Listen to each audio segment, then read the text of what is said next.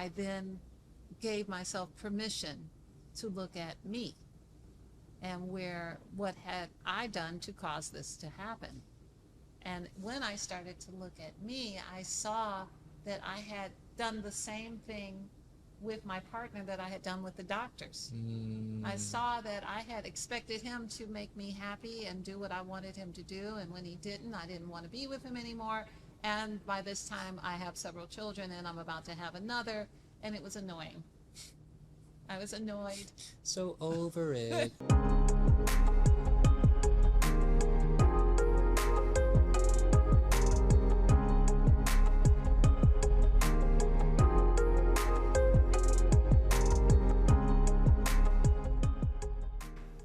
Welcome to Call for the Truth podcast, presented by Of the Sun. I am LaOta Of the Sun, and this is Tarvars Of the Sun, our host, and we'll be talking about relationships today. And before How are you, Tarvars? Well, how am I? I am fantastically well. How about you? I'm in the truth. Are you in the truth? Nothing but the truth. So help me all that is. And before we begin, shall we call to see the truth, speak the truth, and hear the truth in all things? Absolutely. All right, so as you mentioned, we're diving into relationships, and we're going to go into a deep dive of LaOta's story. And there's people who are watching who have heard fragments of her story throughout time, but we're going to go deep today. And I'd like to just give some broad brushstrokes of who you are. Of course, you are the founder and architect of LaOta Of the Sun Incorporated, which there are many modalities of clearing and counseling that you provide. You own several franchises under the title Inlakesh Studios. You have taught the modality or brought forth and curated quantum light property clearing, which I happen to be an instructor of, honor, respect, and gratitude, and taught the same idea to many others around the world, and how people can move into the power of being in relationship with themselves. So what I'd like to know is, well, first, in order to do that, you have had to do that for yourself. So would you guide us into what was the catalyst that moved you into being of service to humanity in the way in which you're doing? This is such a great opportunity for me to bring forward the truth of the law. The law is that you must do for self first. Law is self-preservation, is the first action, and this is what must be preserved so that others may be preserved. In my own experience, I was in a situation where I had a sick child, and what that looked like is it looked like I had given birth to a child who could not nurse because what was going on between my milk and the child was not compatible. Then it was not possible for the child to have formula. The formulas were not compatible. As I went into the grocery stores and into the pharmacies and looked and read the ingredients on the label, all the ingredients started with sugar first, or soy. And that didn't work, that this child was unable to digest the formulas. So then I tried goat milk, and I tried a variety of different things, but my child just got thinner and thinner and thinner. And every time I tried to nurse the child would become very inflamed, as if I were poisoning him. So that's what it looked like to me. It looked like a situation where I was out of communion with the natural order of things, where I had other children and I had been through this process before, but the things weren't working the same way. So what were doctors saying to you? The doctors were saying that he was allergic to everything, that he was allergic to many, many foods. In all of the basic foods he was reacting to. So they wanted to treat him with topical steroids, and they wanted to treat him with other things. So we did try that for a while, and that he got sicker. And then as that continued, he acquired rickets. His legs started to bow. And so now we have bone problems and skin problems and digestive problems, and This is about my relationship with this newborn that I have just brought forward.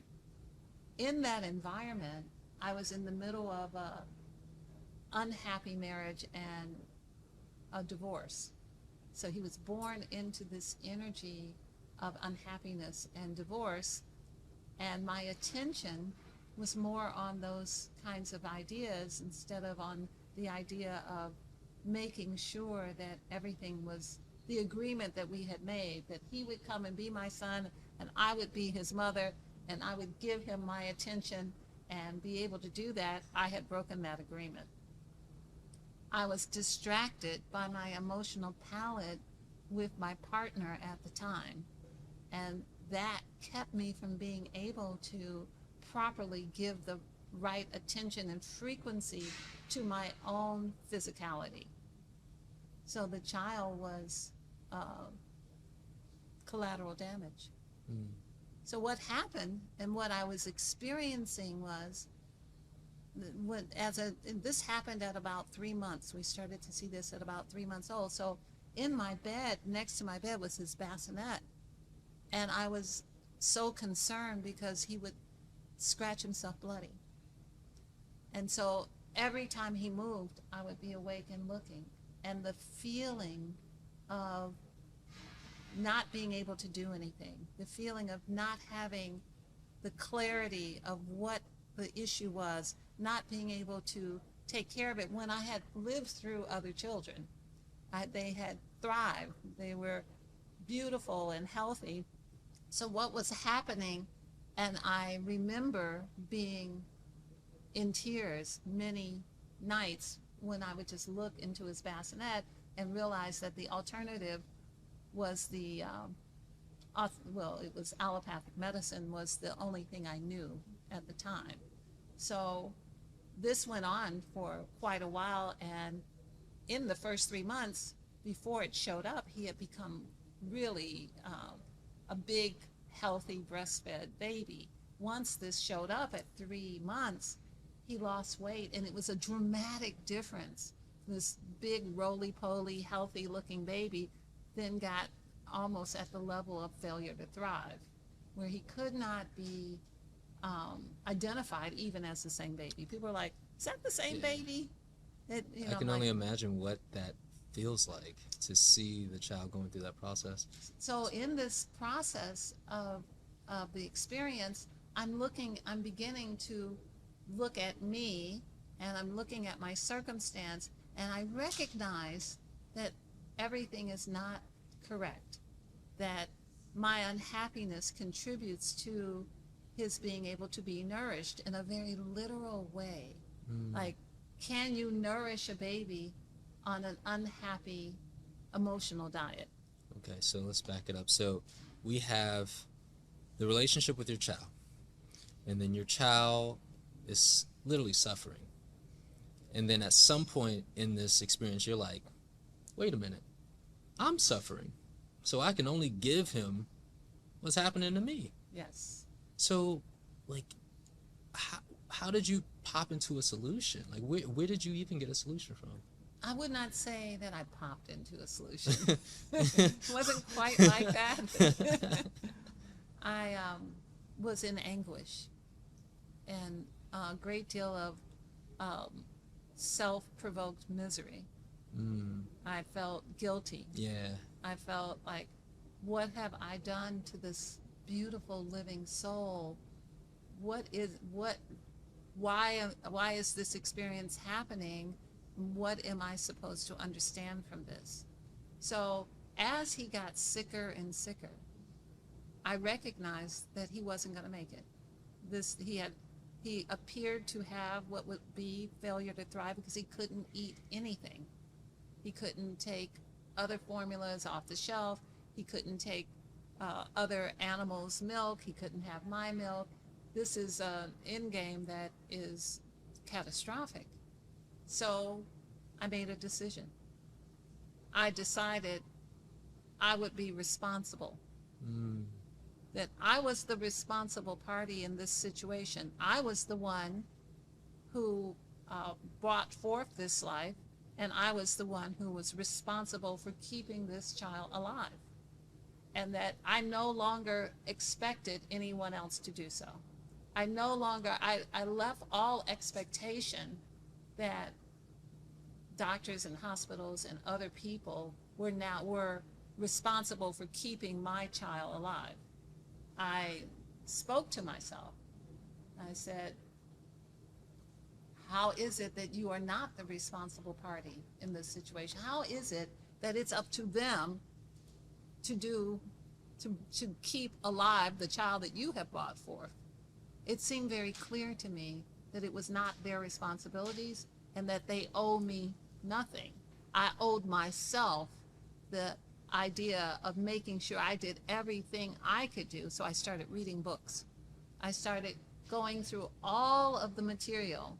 There were many great healers of the time that I was in at that time. This is 30 years ago. Dr. Sabi was around. Mm-hmm. Honorable Elijah Muhammad had been around. There were all kinds of healers and people. There was people who were teaching about wheatgrass. There were people teaching about a lot of things. The material was available, and I started to devour it. And I read everything I could get my hands on about nutrition.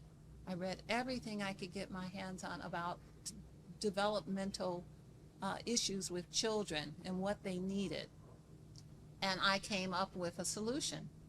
And I put several things into motion. And I don't know if you really want to hear the details of it. I think some details would be nice. So would you lay it on us? Okay. So after I realized that it was my responsibility, that is the human responsibility to care and make sure that the children thrive, and I realized I wasn't able to get adequate help, I also recognized that at that time, 30 years ago, many other children were also having a problem because of the toxins in the environment. So there were toxins in the plants outside because they had been sprayed. There was toxins in the grass. There were toxins in the air from the chemtrails. There were toxins in the food that we had never experienced before. And some of the children who were coming in, there was a bit of an epidemic of children having severe eczema.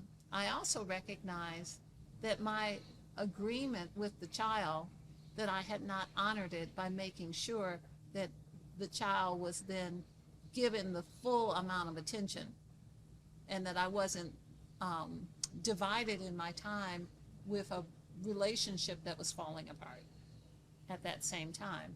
So in that understanding, I realized that the nourishment had to come from me personally, and the nourishment in my emotional experience, but also from my determination and my will to make sure that child stayed alive. So in the process of all the study, and I would say I read everything. I devoured the information, and I understood a lot of it. I had already been somewhat interested in it. So I found that this was a really good way for me to work through things. And I started, first I would boil vegetables and make a vegetable broth. And using all of the celery and all the different kinds of vegetables I could get, I would boil them until they were soupy, and then I would drain them. I put it in a bottle and try to give him that. And he could tolerate a little bit of that. So this was something, because I had to feed the child. Yeah, but that wasn't the final, right? No, but that was something that I could do that could get nourishment into him, and I could add other elements that were nutritious because he could drink it, and he wouldn't scratch himself bloody afterwards, and his face didn't become inflamed. So what else did you try? Then after having read some other material, I tried, and it worked. I used beans, white navy beans. This was a formula recipe in a book I had read by the Honorable Elijah Muhammad, and it said that it was a formula. It said, what you do is cook the beans until they're very soft, and then strain anything off the beans, and the nutrients that are in the beans will be enough. And then I realized that formula was soybeans. that it was made from beans, that Beans, this was not actually that unusual, because formulas are made from beans. And so then I felt very comfortable with that. And then I researched beans and I found out that they have 16 of the 18 amino acids. And then I realized that I could mix the vegetable broth in there and I could strain it and I could give a very nutritious meal to the child. And by this time we're like 6 or 7 months in, and it started to work. And he started to gain weight again. And then when people heard the story, other people were telling people, because he had looked like a baby was failure to thrive, when I said, oh, I'm making formula and I'm giving it to him and I'm also doing other things with myself, then other people started to bring me their children. But the greater lesson was not the part I've just told you about. But wait, there's more, because I was like, okay, you took responsibility, and just hearing from that pivotal moment, I could see the power that opened up. Yes. Where you were living in solutions. Yes. And this idea of how, you know, the hunger that came from the solutions, and then that awareness of this isn't that hard to do. Right. You know, I've given my power up to the doctors, to whatever companies that produce the formulas, and I can make this from scratch myself in my kitchen. Right. And then, of course, seeing the results, and then that beauty of your struggle was the same struggle as all these other people who were in proximity. So yes, tell us more.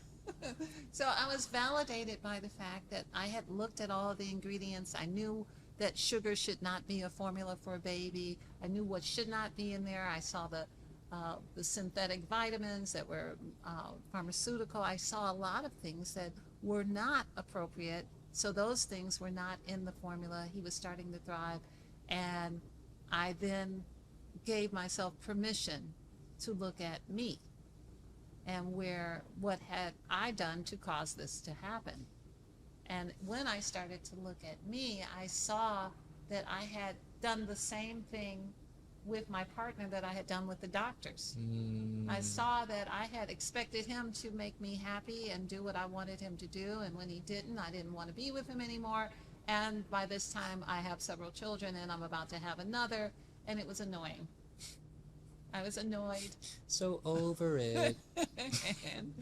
and that set up this condition of making my body literally acid instead of alkaline. Yeah, because you were just like spending all your time and energy into the things that just didn't serve you, that Right. weren't pleasurable, weren't giving you happy, weren't feeding back life into you. Right, so I'm there in the house with the baby. I'm like, well, where is he? I'm not, that wasn't really my concern. I'm supposed to be bonding with this new life that I have brought forward, that I am responsible for. So when I recognized that it was me, the whole thing was me. The finger always points back to you, and was my manifestation. This is so deep, because like, again, this is a truth that I think escapes people. Like, you are in every experience that you look at, and you can't escape yourself. No. Even if you want to. And it's quite painful. Recognizing like I don't have the ability to blame anyone else. I can't blame my partner. I can't blame the baby. Yeah. I can't blame the bassinet. Who's left? Who are the usual suspects? Who's always in my life every time something happens? I'd like to say that was almost like a beautiful disaster in some way, because it brought you to the truth of your power, and of course you got to save a life and help many others. So I didn't save a life, I saved 2 lives. I saved my life so that I didn't go down that path of being a person who thought everybody else owed me whatever I wanted in life, and I was not the responsible party. would you say that louder for the people in the back, please? Because I think some people need to hear this. It's so important. It had escaped me. It had eluded me. I didn't know it. And then my partner thought he was supposed to make me happy too. So he didn't know it either. Yeah. He thought that he was supposed to do things that made me happy, but happiness is not given from another. Happiness arises from what you do, and happiness was healing my child. And in healing the child, I saw the unattractiveness inside of me that I had to address. But once I saw it, it was necessary that it be addressed because I couldn't tolerate it. I was like, oh no, we will not be being that anymore. Yeah. Would you speak a little deeper on that? Because I find that everybody has that, let's call it darkness, or that part of ourselves that we don't want to see. Absolutely. And I have found that there needs to be some, and also hearing through your words, there needs to be some level of acceptance. Like, all right, hold up the mirror. This is me. I think, and I forgive myself. I do think what are your thoughts that on that? often we are confronted with experiences. And what I have noticed is really kind of funny. What I have noticed is that the universe will bring you the truth.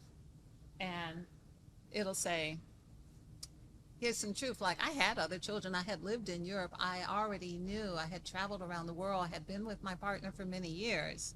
I already understood many principles and many laws, but I was never really looking at me. I was looking at that person continuing to take me around the world, that person continuing to show me what it was that I thought I wanted, that they needed to give me, that I required from them because that's how it worked. I'm following. I'm following. However, that had not ever been satisfying. That had never truly made me happy, but I didn't really know what would, because I had never gone that deep. I was just looking for what I thought I wanted. I want to go to this place, and I want to go that place, and I want you to do this, and I want you to do that, and then it's still not right. So let's talk about that just for a little moment. Introductory energetic clearing. This shamanic clearing specifically targets addictions, negative thought forms, anger spheres, and more. Of the Sun cleans and clears the primary things affecting our energetic body and gives us tools to support our healing journey. This service is priced perfectly for your regular energetic maintenance. Recommended use is once a month. For more information and sign up, visit ofthesun.com. But you know what happened? Let's explore the truth behind why it happened. Call for the truth. Yes, we're going to call for the truth. The reality is that and you asked me this earlier, this idea of thinking I wanted something that wasn't satisfying, because it is very satisfying to create, as we are creators ourselves.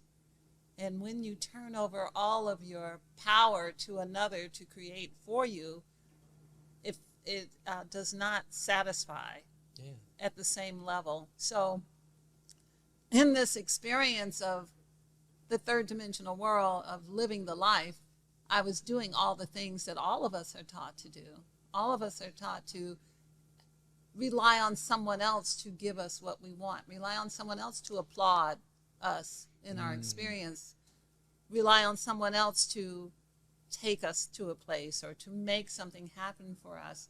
So the reason I became poison was because my thoughts were not living at the level that would give me the satisfaction to be healthy. So this idea of being so poisoned I couldn't feed the baby has everything to do with living a life where I wasn't taking the responsibility for my own happiness, for my own exaltation, for my own experiences, and then allowing to be with another where that could serve us both. Instead, I'd put all the weight on someone else, and then I was mad and angry that they weren't doing enough to please me, that I had come into this world with them, they were born into this world, and they weren't doing enough to please me in this world. So I was going to not be happy. So that was kind of how that went. I think that is so real. A lot of people can relate. And it's so deep how you saw yourself in the child. It goes back to what we were saying, how you see yourself in everything. And the fact that you were not giving yourself the level of satisfaction and care and attention is that I find that there's nourishment when you move out on the things that bring you joy, not waiting for someone else to spark the joy in you.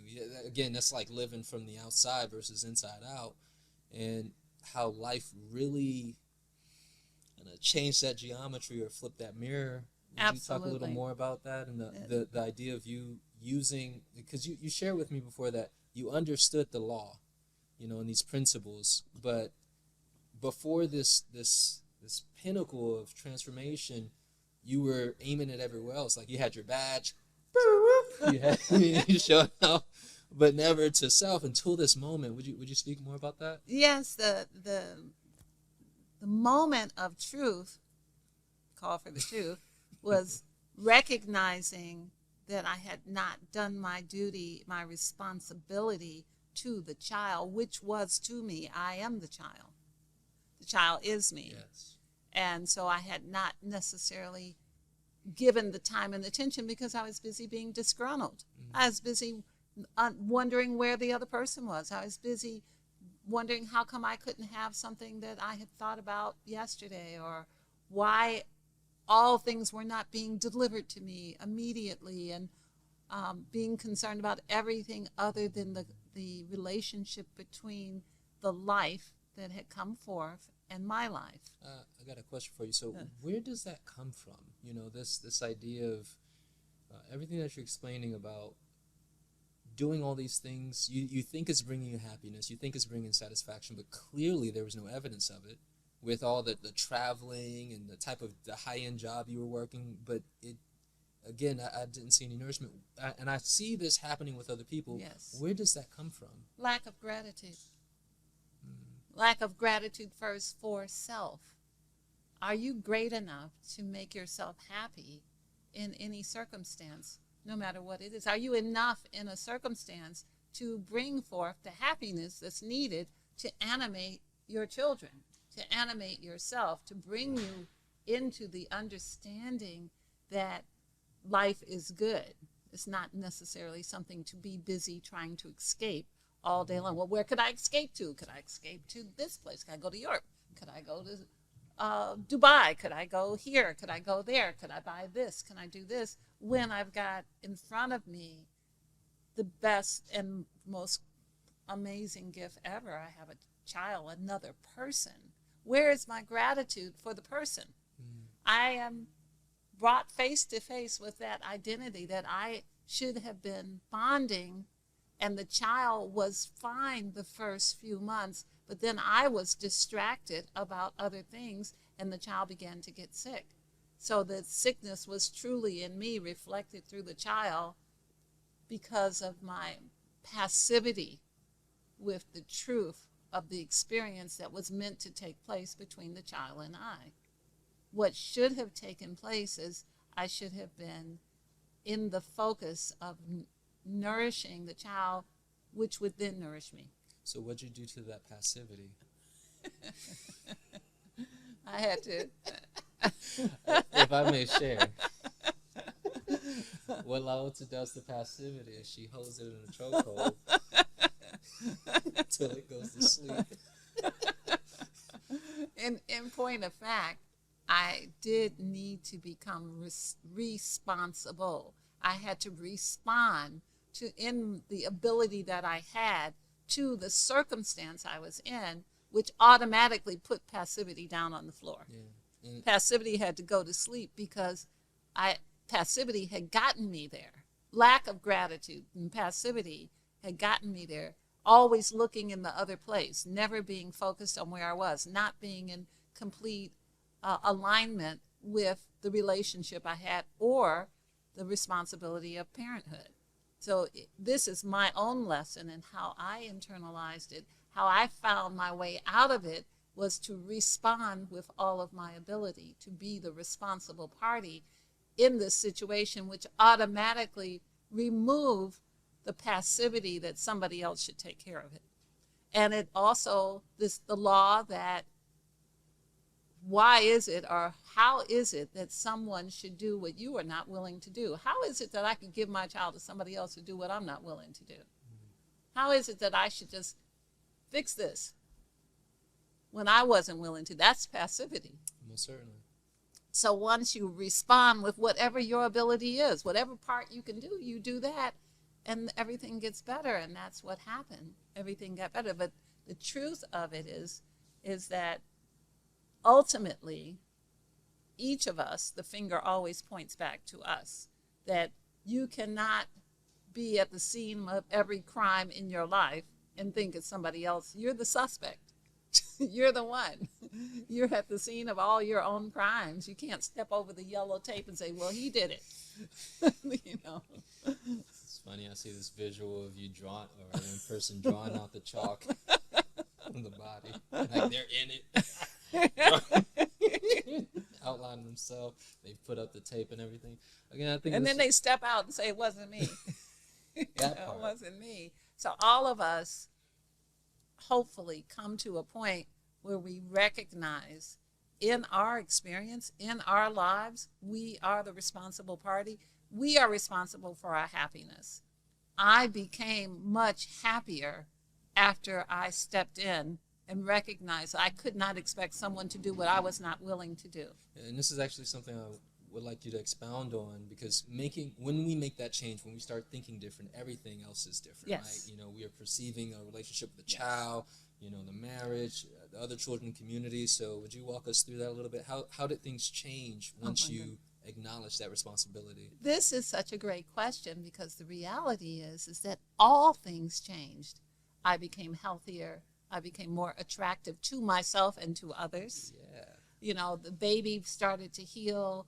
I became more confident. And then others bestowed upon me the benefit of bringing their children and their circumstances and their thoughts and their concerns to me, because then I had become greater than my own experience. I was now able to assist others in their experience.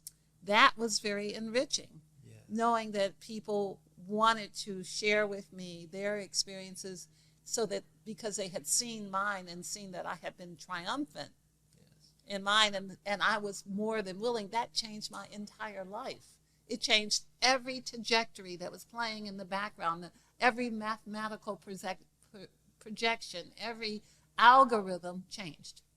Yes. Because I no longer felt like it was up to someone else to do everything. Of course, we need each other. We should, you know, allow those who have what they have, and I moved myself into the position to help others. But mostly I helped myself, because that was the idea for me, to help others. But I couldn't help others till I helped myself, and then I got to help others because I helped myself. That's actually something I want to go a little deeper into. But before, you were speaking about this idea of, I'm going to translate it as interdependency versus codependency, or being too independent. You know, that nice middle ground. But this idea of how you became like the master, so to say, like you conquered this experience, and then others could see the truth of that experience. And, you know, we have a running joke of, you can't be a nutritionist out here not fitting the mold of what a nutritionist looks like. So, and people recognize that, and seeing how, again, the truth of your experience spoke to the soul of those people. Like, heal my child. Can you help me? But it's this idea of, I see that you have helped yourself. I feel confident and comfortable that I can at least ask you, what did you do? So in terms of this idea of being a master, I would not say that that was accurate, certainly not at that time, but that what happened was the level of confidence elevated me about myself. However I felt about how, when I looked into the bassinet of what I could and couldn't do and how I cried myself to sleep at night, that was gone. Yes. That was like, this is my child. There must be, within the wherewithal of my brain power and the access I have to the rest of the world, a solution that will bring forth something better than what I see. I'm not saying that they have to make, you know, a person has to make a formula. I'm saying just knowing that brings you the next step. And so that's where I was. I was at the next step, and others recognized it, not because I went and told them. They just saw that I was happier and I was better and my child was better. And they were like, can I have some of that? Yeah. I'm like, yes. Will you speak on a little bit of the success that you've made with those experiences with helping others, So primarily through food? that opened up an entire world for me that I spent the next 10 years, and I wrote 3 books speaking about how to help people through food. It opened the door for me to understand that food is not what we think it is. It is a living aspect of creation waiting to co-create with the body that it interfaces with.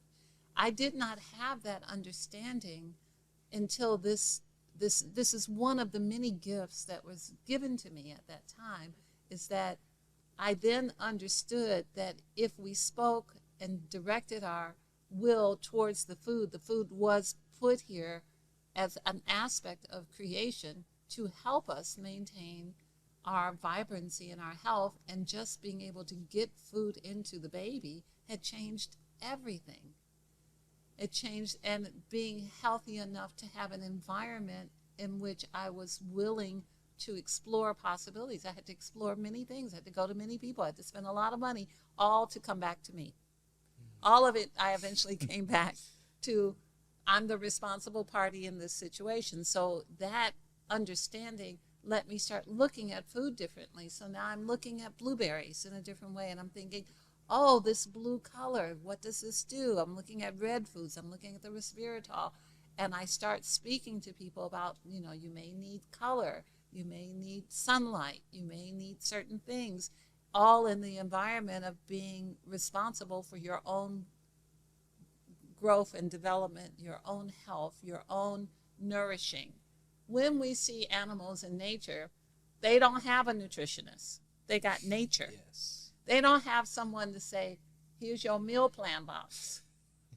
Coming to your door. The cow is like, this is the grass. Me and the grass are one. Here's your calorie intake for the week.